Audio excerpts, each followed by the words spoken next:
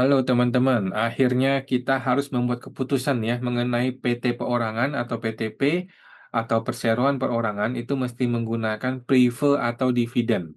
Ini adalah dua dunia yang berbeda antara bumi dan langit ya. Betul-betul satu kiri satu ke kanan gitu loh.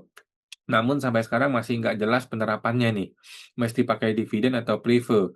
Kalau dividen itu harus menggunakan PPh satu, kemudian dividen itu kena PPh final atau diinvestasikan. Sedangkan prefer itu tidak boleh pakai PPh satu dan prefer itu bebas pajak. Ini dua-duanya yang berbeda ya. Nah, gua akan sampaikan ke teman-teman semua informasi yang kita ketahui sejauh ini ya. Ini gua kasih tahu sejauh ini historinya. Ini tahun 2024 nih ya, ada teman kita, rekan kita, Ibu Nita itu tanya ke KPP ini ya, bagaimana PTP ini itu pakai skema prefer atau dividen ya. 2024 ini orang KPP mengatakan hingga saat ini belum ada aturan khusus atau PMK yang mengatur ya. Berarti kita pakai apa gitu ya? Jadi kita pakai pilih apa? Jadi mungkin sebelumnya dapat berdiskusi lebih lanjut dengan AR gitu ya. Ada yang ada yang berpendapat bahwa PT itu sama seperti PT pada umumnya, hanya saja dipegang oleh satu orang sehingga perlakuannya menggunakan dividen. Oke, ini salah satu AR di sebuah kantor pajak gitu ya. Nah, ini KPP yang lain nih. KPP yang lain sama nih. Di bulan apa nih? September 2024 ya. Ke KPP yang lain, prefer atau dividen. Nah, AR ini atau helpdesk ini mengatakan KPP itu kan dimiliki oleh satu orang saja, berarti harusnya menggunakan prefer. Simpel ya, langsung dia tembak prefer. Apakah ada regulasi? Kan kita tanya dong, regulasinya apa, dasar hukumnya apa gitu ya. Nah, dia bilang ada nih di regulasi SE 37 tahun 1989 butir 3 mengatakan bla bla bla, tetapi mohon maaf gua rasa regulasi ini sudah terlalu jauh ya. SE 2 SE tahun 1989. Saat itu PTP belum lahir, Bos. Mohon maaf nih ya, saat itu PTP belum ada. PTP itu baru ada kalau nggak salah di Undang-Undang Cipta Kerja kalau nggak salah ya. Oke, berarti ini mengacu kepada prefer ya. Oke, dia bilang prefer. Berarti clear ya, dia bilang prefer. Yang tadi mengatakan kemungkinan besar dividen. Ya ini bilang prefer. Ini sama-sama kantor pajak, teman-teman, ya. Sama-sama KPP. Kemudian gue di tahun 2026 ini gue sendiri ini ya, langsung gue meminta informasi kepada kantor pajak ke informasi pusat ya. Informasi pajak Go ID. Dia mengatakan, mana dia? Nah, gue tanya nih, untuk kepastian hukumnya ya, apakah PTP menggunakan metode prefer atau dividen, kemudian direkturnya itu bisa terima gaji atau tidak, direkturnya itu ambil dividen bagaimana gitu ya, apakah RUPS dan wajib pakai notaris atau tidak gitu ya. Dia cuma jawab apa atau enggak. Sesimpel itu loh jawabannya si petugas pajak ini. Dia cuma jawab, mohon maaf katanya, terkait pertanyaan tersebut tidak diatur khusus dalam ketentuan perpajakan. Silakan dapat merujuk pada Undang-Undang tentang Perseroan Terbatas beserta peraturan untuk peraturan turunannya. Lah, kalau gitu gimana? Sekarang kalau lu periksa orang gimana? Kalau gua kena periksa pajak gimana? Kan jadi nggak jelas nih. Kantor pusat aja nggak jelas. Berarti kan nanti ketika orang itu diperiksa, baru dicari dasar hukumnya. Mati dong orang kalau gitu ya. Ketika diperiksa baru dicari apa nih yang bisa bikin potensi pajak nih? Kan namanya phishing, mencari-cari kesalahan ya. Apabila saudara membutuhkan penjelasan lebih lanjut, silakan menghubungi instansi terkait pada Kementerian Hukum Republik Indonesia, Kemenkum ya. Dia lempar deh, lepas tangan DJP ya, dia lempar ke Kemenkumham. Oke, gue cari ke Kemenkum ya. Gue cari nih PPID Kemenkum, gue tanya nih, dijawab sama Kemenkum nih ya. Ini PPID Kumham ya. Sebelumnya kami ucapkan terima kasih atas menghubungi PPID Kementerian Hukum ya. Sehubungan informasi mengenai PTP satu. Berdasarkan peraturan Menteri Hukum 49 2025 tentang bla bla bla bla bla bla. Ini 2025 ya. Ini baru banget teman-teman ya. Betul-betul baru banget peraturan Menkum 49 ya. PTP itu didirikan oleh satu orang dan memenuhi kriteria bla bla bla, namun tidak mengatur secara spesifik metode pengambilan keuntungan, baik menggunakan prefer maupun dividen. Kan kacau. Pengelolaan keuangan PTP menjadi bagian dari pengelolaan internal sepanjang dilaksanakan sesuai dengan ketentuan peraturan perundang-undan yang berlaku. Nah, masalahnya kan nggak ada undang-undangnya mengatakan ini dividen atau prefer. Nomor dua, terkait penerimaan gaji bulanan oleh direktur sekaligus PTP, juga tidak ada ketentuan yang melarang direktur yang sekaligus pemilik PTP untuk menerima gaji. Jadi nggak dilarang, tapi kan bukan berarti harus. Namun demikian, pengaturan itu tidak diatur secara spesifik dalam Peraturan 4925 ini, Peraturan Menteri Hukum ya, dan menjadi bagian dari pengelolaan internal PTP katanya. Nggak bisa internal, Bos, beginian. Ini tuh bumi dan langit, nggak bisa internal. Masa PTPA pakai dividen, PTPB pakai prefer, nggak bisa, Bos. Ini masih diatur oleh negara ini, oleh pemerintah ya. Dan menjadi bagian dari pengelolaan internal PTP sepanjang dilaksanakan dengan ketentuan peraturan perundang-undangan berlaku. Ya iya, justru itu yang gue tanyain, undang-undangnya mana? Terkait mekanisme RUPS ya, PTP didirikan oleh satu orang dan tidak mengenal organ RUPS, sebagaimana PT biasa. Keputusan dalam PTP dituangkan dalam pernyataan atau keputusan pendiri atau pemegang saham ya, sesuai dengan Permenhum 49 ini. Terkait kewajiban penggunaan notaris, ini juga PTP dilakukan melalui pengisian pernyataan saja ya, tidak perlu notaris ya, tidak melalui akta notaris. Adapun mengenai akta notaris diwajibkan dalam hal PTP melakukan perubahan status menjadi PT biasa ya. Nah, sebagai informasi, saudara dapat pula mengunjungi bagian PTP bla bla bla bla. Oke, teman-teman ya. Jadi intinya tidak jelas. Intinya DJP lepas tangan, Kemenkum juga lepas tangan. Mereka sama-sama tidak mau menegaskan ini PTP menggunakan prefer atau menggunakan dividen. Nah, kita lihat dasar hukum, teman-teman ya. Kita lihat langsung ke dasar hukum. Ini adalah pasal 8 ayat 5 di PP 8 2021 nih. PP 8 2021 yang nomor 5 nih ya. Dia mengatakan perubahan sebagaimana dimaksud ayat 2 dan ayat 3 ditetapkan dengan keputusan pemegang saham perseroan perorangan yang mempunyai kekuatan hukum sama dengan RUPS. Jadi kalau PT biasa namanya RUPS, kalau di PTP namanya ini nih, keputusan pemegang saham perseroan perorangan. Itu nama dokumennya. Oke. Kita lihat lagi di pasal 13 ayat 2 huruf A PP 8 2021. Ini juga sama nih. Ya. Berdasarkan keputusan pemegang saham perseroan perorangan yang mempunyai kekuatan hukum sama dengan RUPS. Oke. Kita lihat lagi ini adalah SE 20 2022 bagian E huruf G ini ya. Perseroan perorangan adalah perseroan terbatas yang memenuhi kriteria untuk usaha UMKM yang didirikan oleh satu orang. Oke, jadi perseroan perorangan adalah perseroan terbatas yang, ya. Jadi PT yang didirikan oleh satu orang, ya. Nah, by the way, menurut gua ini SE-nya blunder, SE-nya salah, ya. Mana ada PMK atau undang-undang yang ngomong begini gitu bahwa perseroan perorangan adalah PT yang satu orang bukan ya.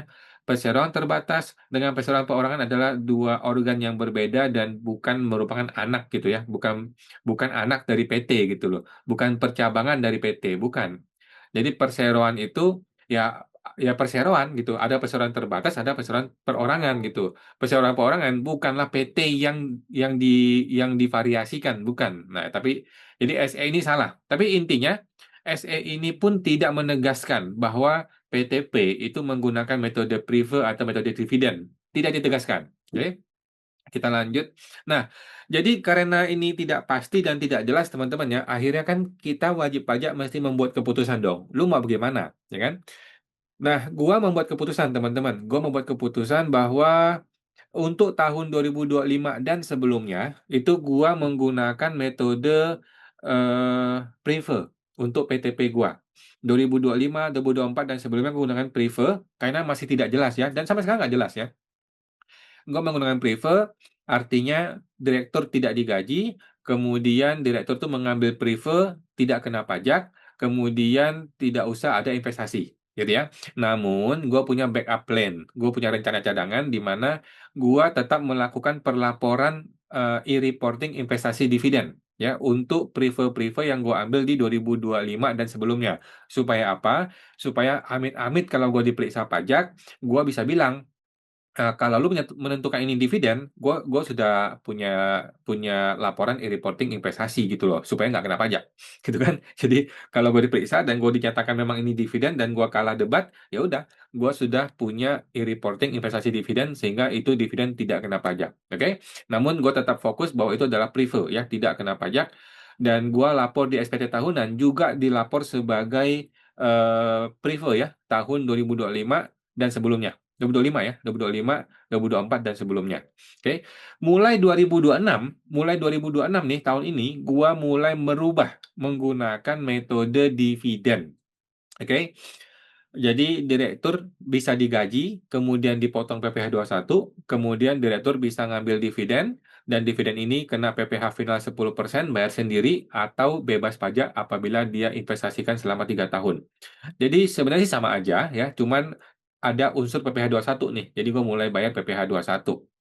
Nah, oke, kenapa gue pakai dividen? Karena begini teman-teman, terlepas dari segala ketidakjelasan dari dasar hukum itu, gua cenderung lebih setuju atau lebih sependapat dengan teman-teman yang menyatakan ini dividen. Kenapa? Karena PTP itu adalah badan hukum terpisah, sama seperti PTP, seperti PT biasa ya. Dia walaupun dia mempunyai ciri-ciri khas seperti prefer, seperti CV, tetapi dia mempunyai ciri-ciri juga seperti PT biasa, sehingga gua lebih cenderung PTP ini menjadi dividen karena dia cenderung mirip seperti PT, gitu teman-teman ya. Nah, dan lagi pula eh, gua merasa ada pertentangan moral di dalam hati gue gitu ya.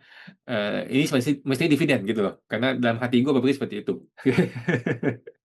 Nah, sekarang bagaimana RUPS-nya? Nah, ini RUPS-nya teman-teman ya. Ini contoh aja teman-teman, buat teman-teman. Gue sudah membuat ini ya. Ini contoh RUPS atau keputusan pemegang saham perseroan perorangan yang gue bikin. Contoh seperti ini, yang punya gue ya.